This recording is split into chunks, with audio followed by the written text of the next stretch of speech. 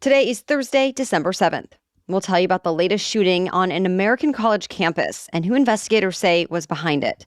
Also, some of the highlights from the latest Republican presidential debate and which prominent leader in Congress has decided to retire even before his term is up. Plus, a new milestone in green energy, how push notifications could be helping the government keep tabs on certain people, and who was named Time Magazine's Person of the Year. Those stories and more news to know next.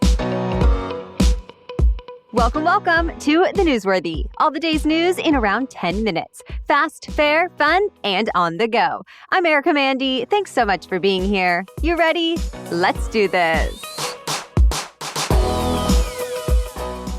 Well, we have to start today with news of yet another school shooting. This one happened at the University of Nevada, Las Vegas. 3 people were killed and another critically hurt. So far, no word on who those people were or if they were specifically targeted.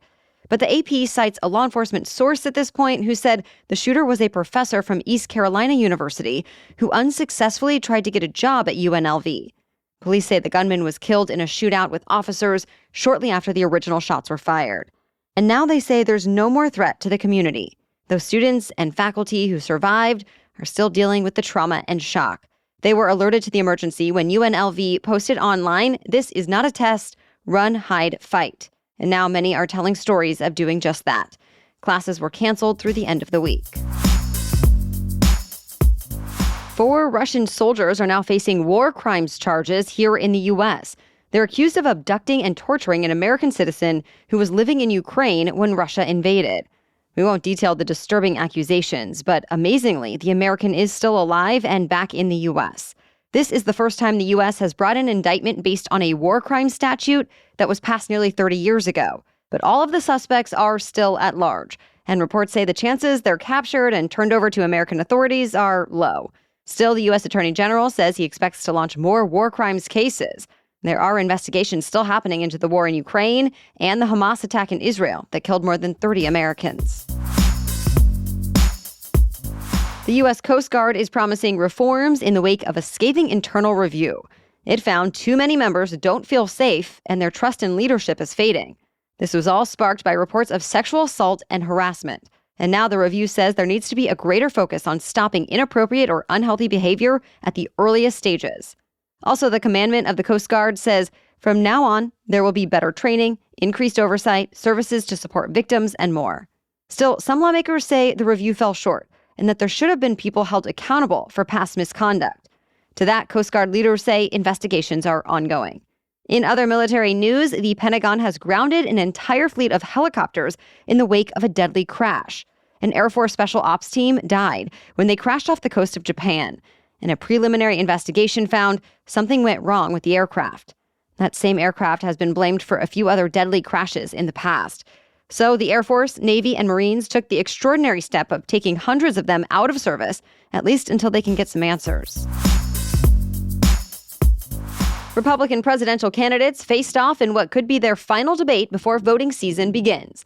And yet, the candidate who wasn't there and hasn't been at any of the debates is still ahead in the polls by a lot. Of course, we're talking about former President Trump, but that doesn't mean he avoided his challenger's criticisms entirely. Former New Jersey Governor Chris Christie said plainly, "I'm in the race because the truth needs to be spoken. He is unfit." Christie also criticized his fellow debaters, saying they were too timid to take on Trump themselves. Former South Carolina Governor Nikki Haley was also a frequent target since she's been building momentum in the last several weeks in endorsements, fundraising, and polling. Many times, Florida Governor Ron DeSantis and entrepreneur Vivek Ramaswamy tried to frame Haley as being part of the GOP establishment. DeSantis claimed Haley will cave to her big donors when it counts. And at one point, Ramaswamy held up a handmade sign that read, "Nikki equals corrupt." But Haley accused them of being jealous and making up lies about her. There were some other heated moments, too, like when Christie called Ramaswamy the most obnoxious blowhard in America, after which Ramaswamy shot back with a dig at Christie's weight. As for Democrats, there aren't any official debates planned there, but some of President Biden's Democratic challengers, like Congressman Dean Phillips and lifestyle guru Marianne Williamson, appeared on a progressive YouTube channel last night, and they called it absurd that former President Trump and current President Biden are the frontrunners, but aren't debating during the primaries, saying it's a bad sign for democracy. The first votes of the 2024 presidential election will be cast in less than 6 weeks. A Republican congressman whose career has spanned nearly every level of House leadership has decided to quit Congress. Former House Speaker Kevin McCarthy announced he's retiring at the end of this year, even though his term wasn't set to end until January of 2025. People in California will have to vote in a special election to decide who should serve the remainder of his term before the next regular election. But based on state law, that vote isn't likely to be held until next summer, meaning McCarthy's seat will stay vacant for a while. And with that, Republicans' slim majority in the House gets slimmer. Of course, McCarthy's announcement comes 2 months after he was ousted as a House Speaker in an unprecedented move led by members of his own party. McCarthy has not yet said what he's planning for the future, though he is saying he'll continue to be involved in GOP politics. We have much more news for you still ahead, but first, a quick break for our sponsor. If you are looking to gift yourself or a loved one improved health this holiday season, then consider CastleFlex. Because I can tell you from experience, it takes your daily stretching routine to a whole other level. My back often feels sore after lifting my toddler and having to run after him, but I can really tell the difference when I use my CastleFlex. My body feels more mobile, lighter, and just overall better, which then gives me more all-around energy. And here's an added bonus. CastleFlex is now HSA, FSA eligible. Remember, those funds are often use it or lose it by the end of the year, so this is a great option. Also special this holiday season, CastleFlex is allowing returns until after the holidays, so you have until January 15th, so you can buy now and gift it later without any worry. Although, listen, they have a less than 1% return rate anyway, so you probably won't even need to use that. Learn more at CastleFlex, flex with 2 X's, castleflex.com, and be sure to use our code NEWS12 for 10% off. Again, follow the link in our episode notes and use the code NEWS12 to get 10% off. Now back to the news. In a historic first, a commercial-scale offshore wind farm in the U.S. is now actually delivering power to the electric grid. An 800-foot-tall turbine about 35 miles off the New York coast started generating electricity this week through an undersea cable to a substation in East Hampton. The project's 11 other turbines are expected to go online by early next year. Advocates are celebrating it as a clean, reliable energy source that's creating good union jobs. But some residents say it's an eyesore. Others worry it will spread groundwater contamination. And some fishermen are mad about losing territory. Also, environmentalists are concerned about sea life being harmed. Still, the plan is to keep expanding. The Biden administration wants to power 10 million homes with offshore wind by the year 2030. It turns out some smartphone users are being tracked through their app's push notifications. A U.S. senator wrote the Justice Department saying he found out that both U.S. and foreign officials have been demanding data from Google and Apple. And Google and Apple have apparently been handing that data over without telling users. The tech giants don't typically have data about specific apps, but they do when they use push notifications. Think news alerts, emails, and social media alerts, since those go through company servers. Still, the exact details are lacking. Reuters cited a source who explained that push notification data can help governments get clues to where someone is located, who they're communicating with, and in some cases, what the push notification actually said. The U.S. senator who revealed this information says he just wants the companies to be able to be transparent about all the requests they receive. But he and the companies say the federal government has been getting in the way of that transparency. So far, no comment from the Biden administration. Google's ChatGPT rival got a big upgrade this week. Google's Bard chatbot is now being powered by new AI technology called Gemini that has been in development all year. Company executives say Gemini is more powerful than the previous chatbot technologies.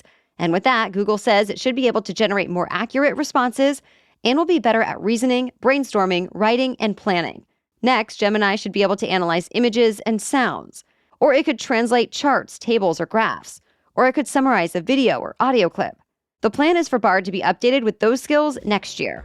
And other Google products will be too, like Chrome, Google Docs, and Gmail. Hollywood is paying tribute to a television legend who is often credited with revolutionizing American comedy. Norman Lear died at 101 years old this week. His shows were the first to address serious political, cultural, and social issues of his time, like racism, homosexuality, and war, all under the umbrella of comedy. Lear was behind sitcoms like All in the Family, Sanford and Son, The Jeffersons, Different Strokes, Good Times, and many more. In a rare move, all major broadcast networks honored Lear last night during prime time. CBS, ABC, NBC, Fox, and the CW all ran a special in memoriam card at the same time in recognition of Lear's accomplishments and influence across television. Actors, writers, executives, networks, and companies also put out statements honoring Lear's career, which spanned from the 1950s to the 2020s. Time magazine named its Person of the Year this week, and if you haven't heard it already, you can probably guess it. Taylor Swift. Among the highlights of her 2023, a record-breaking tour, a blockbuster concert movie, and a chart-topping album re-release. But this accolade is still special. Swift reacted to the news by saying, quote, "This is the proudest and happiest I've ever felt and the most creatively fulfilled and free I've ever been." The 33-year-old superstar was picked from a group of 9 finalists, including Barbie, King Charles III, OpenAI's Sam Altman, Hollywood strikers, and former President Trump's prosecutors. That's it for the main news today, so now it's time for Thing to Know Thursday. But first, this episode is sponsored by AG1. So the reason I've moved away from a daily multivitamin is because I'm now drinking AG1 every day. And AG1 is a foundational nutrition supplement that can replace your multivitamin and probiotic and really support whole body health. AG1 makes me feel like I'm ready to take on the day, that I've done something good for my body first thing in the morning. I drink it before I eat anything. And I've noticed a nice boost in energy too. I also appreciate that it's easy to put my AG1 into a to-go cup and take it with me, whether that's around the house, on a walk, or in the car. And that it's just one simple, drinkable habit. 1 scoop of AG1 mixed with water, that's it. Anything that helps me save time and makes me feel good? Yes, please. If you're looking for a simpler, effective investment for your health, try AG1 and get 5 free AG1 travel packs and a free 1-year supply of vitamin D with your first purchase. Go to drinkag1.com/newsworthy. That's drinkag1.com/newsworthy. Check it out. Now back to Thing to Know Thursday. So starting tonight, Jewish people all over the world are celebrating Hanukkah. Traditionally, that means 8 nights of lighting a menorah, eating good food like brisket and potato pancakes called latkes, spending time with family, and exchanging presents. This year, some American Jews have expressed worry, though, about celebrating openly, since tensions from the Gaza war are running so high right now. But one California father says he wanted to change that for his son and other families like his. So he decided to start a global movement to keep the spirit of the holiday alive. On his new site called Project Menorah, people of all faiths can now print a free menorah. The hope is people will hang the printouts in their windows to show support for their Jewish neighbors. And with that, maybe Jews will feel more comfortable too. If you want to join Project Menorah, we included a link in today's episode notes. And for those who celebrate, happy Hanukkah. All right, thank you so much for listening today. We'll catch you up on more news to know tomorrow. Until then, have a great day.